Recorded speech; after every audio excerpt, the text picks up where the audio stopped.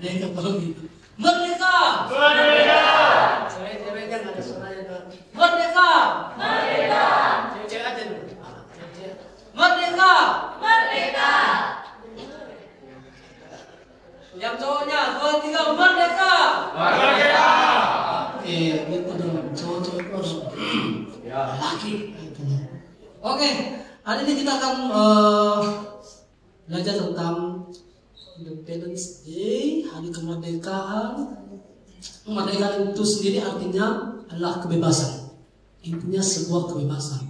Kemerdekaan itu adalah sebuah kebebasan dari segala bentuk penjajahan, dari segala bentuk penindasan atau ikatan yang membatasi seseorang atau sekelompok ataupun bangsa. Nah, teman-teman, Indonesia merdeka berapa tahun? 80 tahun. Oma kalian udah 80 ada? Masih lah sudah 80 lebih. Jadi Indonesia merdeka masih harus belajar. Nah teman-teman, kalau kita bicara tentang kemerdekaan suatu bangsa, ya karena kita hari ini merayakan kemerdekaan Indonesia juga. Kalau kita bicara tentang kemerdekaan suatu bangsa, artinya gini, suatu negara yang berdaulat tidak berada di bawah kuasa bangsa lain, serta bebas mengatur pemerintahannya, bebas mengatur ekonominya, bebas mengatur budayanya dan kehidupan rakyatnya. Itu negara yang merdeka. Ya, negara yang merdeka adalah negara yang berdaulat tidak di bawah kekuasaan bangsa lain. Dia bebas mengatur ekonominya, dia bebas mengatur yang namanya pemerintahannya, budayanya dia bisa atur. Itu bangsa yang merdeka. Dan kehidupan rakyatnya itu bangsa yang merdeka. Tidak ada di bawah tekanan bangsa lain. Nah, untuk supaya suatu bangsa mengalami kemerdekaan atau kebebasan, maka perlu yang namanya perjuangan. Ya, ada namanya perjuangan. Kemudian ada musuh yang harus dikalahkan.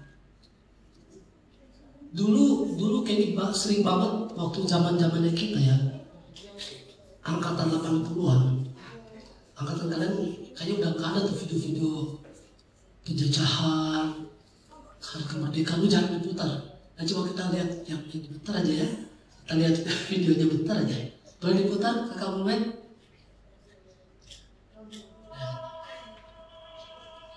Ini gambarannya.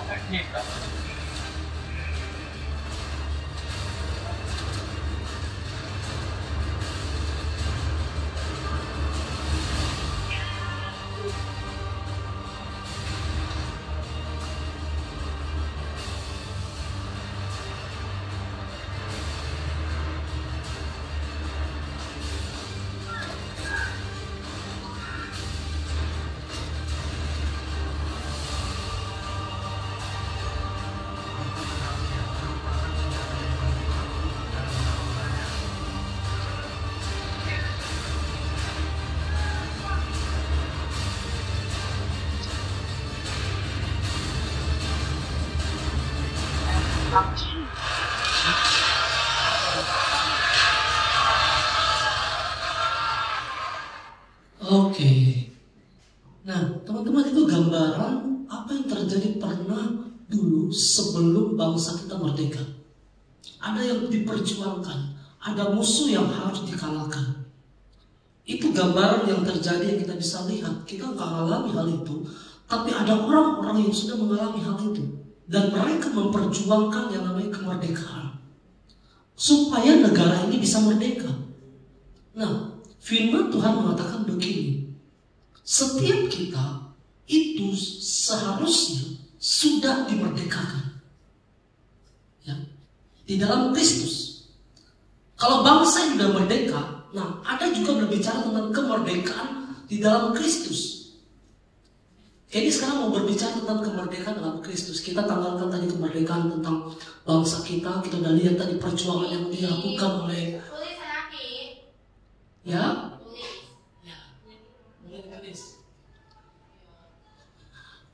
Mereka berjuang dan mereka berusaha supaya mereka mengalami kemerdekaan. Ada yang mereka perjuangkan. Nah, teman-teman, Kristus kayaknya boleh katakan dia berjuang buat kita sehingga kita mengalami kemerdekaan. Secara manusia, waktu Tuhan Yesus akan mengalami aniaya disalib, secara daging, dia berdoa sama bapak-bapak, kalau boleh lalukan cawan ini daripadaku. Artinya Tuhan Yesus itu secara manusia, secara dagingnya, dia gak kuat. Tapi dia berjuang buat setiap kehidupan kita. Nah, teman-teman, hari ini kayaknya mau berbicara juga tentang pentingnya, ada tema yang diberikan buat kita, pentingnya penguasaan diri dalam kebebasan atau dalam kemerdekaan. Ya, pentingnya penguasaan diri dalam kebebasan atau dalam kemerdekaan. Kalau kita belajar dalam Alkitab, apa sih kemerdekaan itu atau kebebasan itu? Kalau dalam kehidupan duniawi atau dalam nilai-nilai keduniawian, bebas atau kemerdekaan itu artinya kita bebas melakukan apa saja tanpa ada batasan. Contohnya, saya mau hidup dalam pergaulan bebas, terserah saya. Saya mau hidup dalam seks bebas, terserah saya. Saya mau pacaran sembarangan, terserah saya. Bebas. Itu nilai-nilai duniawi yang hari-hari ini sangat-sangat udah wah, nggak sembunyi-sembunyi lagi. Pacaran yang nggak benar, LGBT dan lain sebagainya. Saya mau nonton film yang nggak benar, terserah saya. HP saya, mata saya. Saya mau main game seharian dan mengabaikan tanggung jawab saya, terserah saya. Kan bebas. Itu hak-hak saya. Pada akhirnya itu semua menjadi sebuah ikatan dosa yang mengikat kehidupan kita. Jangan salah loh. Saya suka main game. Kayaknya main game mau potong aja. Dan takut kayaknya main game juga. Ada suka main game? Boleh, tak ada yang larang kalian main game. Tapi jangan sampai main game itu, tiap hari game lupa bikin PR, lupa tanggung jawabnya, apa dan lupa semuanya. Akhirnya itu jadi ikatan dosa. Itu jadi dosa. Nah, teman-teman, Alkitab mengajarkan begini. Alkitab mengajarkan kebebasan atau kemerdekaan yang sejati bukan bebas untuk berbuat dosa, bukan. Sekali lagi ya, kebebasan yang Alkitab ajarkan atau kemerdekaan yang Alkitab ajarkan bukan bebas untuk berbuat dosa, melainkan bebas dari kuasa dosa. Itu kebebasan yang Alkitab ajarkan. Sebuah kebebasan tanpa penguasaan diri, catat baik-baik, sebuah kebebasan tanpa penguasaan diri akan berakhir dengan kekacauan.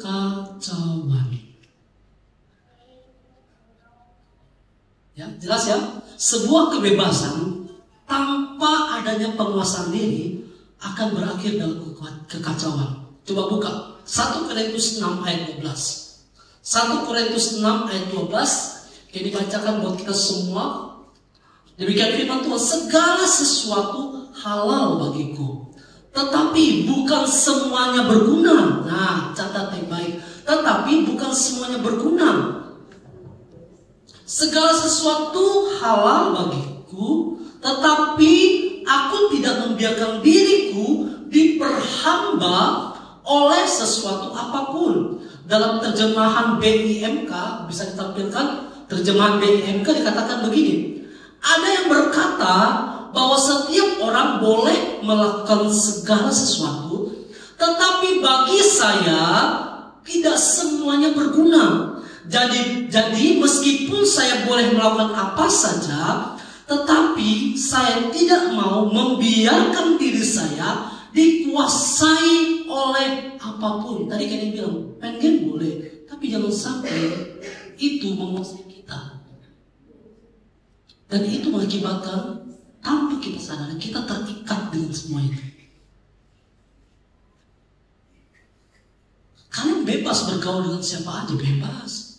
Tapi jangan sampai pergaulanmu mengikatmu dan membawa engkau kepada perbuatan-perbuatan yang tidak baik.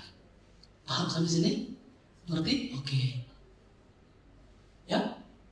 Kita bebas melakukan segala sesuatunya, tapi jangan sampai apa yang kita lakukan ternyata bukan sesuatu yang Tuhan inginkan. Karena Kenny bilang tadi bahwa kebebasan dalam Alkitab bukan berarti kita semaunya kita dan kita berbuat dosa, bukan. Nilai duniawi mengatakan bebas itu terserah kita. Kita melakukan apa aja terserah kita. Kita membuat dosa terserah kita. Hak-haknya saya. Tapi dalam ajaran firman Tuhan tidak seperti itu. Roh Kudus memberikan memberikan buah roh. Dan salah satunya adalah penguasaan diri. Sama-sama katakan penguasaan diri. Yang lebih kuat 2, 3. Sekali lagi 2, 3. Oke. Tadi tema kita adalah pentingnya penguasaan diri dalam kebebasan. Jadi kebebasan itu sangat penting, sangat yang kita butuhkan. Tapi harus dikendalikan dengan namanya penguasaan diri. Tadi kayak dibilang, kebebasan tanpa penguasaan diri akan berakibat buruk. Penguasaan tanpa penguasaan diri akan berakibat fatal dalam kehidupan kita. Nah, tadi kayak dibilang juga bahwa salah satu buah roh yang diberikan Roh Kudus, yang dikerjakan Roh Kudus dalam kehidupan kita adalah penguasaan diri. Baca lagi. Ini ayat kita dalam beberapa bulan ini, 2 bulan ini. Galatia 5 ayat 22 sampai 23. Galatia 5 ayat 22 sampai 23. Ada? Bisa ditampilkan? Baca sama-sama. Timur Med. Galatia ayat selanjutnya. Oke. Baca sama-sama ya. Kita baca, lihat nilainya. 2, 3. Tetapi buah roh ialah kasih, sukacita, damai sejahtera, kesabaran, kebaikan, kelemah lembutan. Yang terakhir paling kuat, penguasaan diri. Dikatakan tidak ada hukum yang menentang semuanya itu. Contoh, ini kasih contoh. Kamu bebas makan apa aja, ya enggak? Bebas. Kamu makan aja apa aja bisa. Tapi perlu penguasaan diri supaya apa? Kesehatan kita tidak terganggu. Benar nggak? Iya. Ada istilah, siapa di sini orang Manado sih? Selain Candy? Caca, jangan Manado, Caca keturunan Manado lah. Siapa lagi? Orang Manado itu bilang begini. Ini orang Manado ya. Orang Manado bilang begini. Semua orang Manado makan. Mau di udara, di darat, di laut, tiada yang terlewatkan. Di darat, semua yang berkaki 4 dimakan semua orang Manado. Hanya kaki meja, kaki kursi, itu udah dimakan.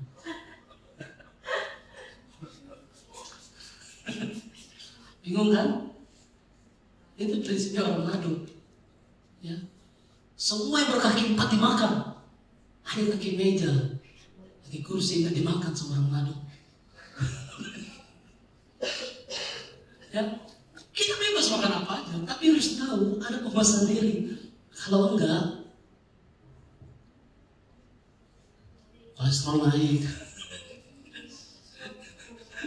iya kan? Diabetes naik. Ini kalau nggak jaga-jaga makan, nggak penguasaan diri, tensi naik tuh, darah tinggi naik, hipertensi.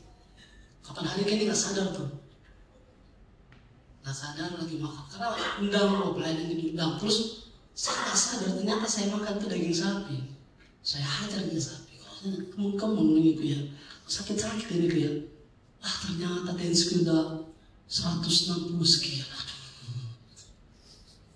Bahaya. Apalagi contohnya bebas, kita bebas berbicara, benar nggak? Sekarang kan lagi apa jadi istilahnya? Bebas berpendapat ya. Nah, kita itu bebas berpendapat, bebas berbicara. Tapi perlu penguasaan diri juga.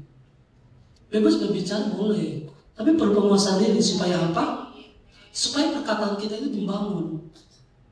Dan supaya perkataan kita itu, apa yang kita omongkan itu tidak menghakimi. Kemudian apa lagi? Kita bebas menggunakan waktu kita. Kita perlu, tapi kita perlu penguasaan diri dalam.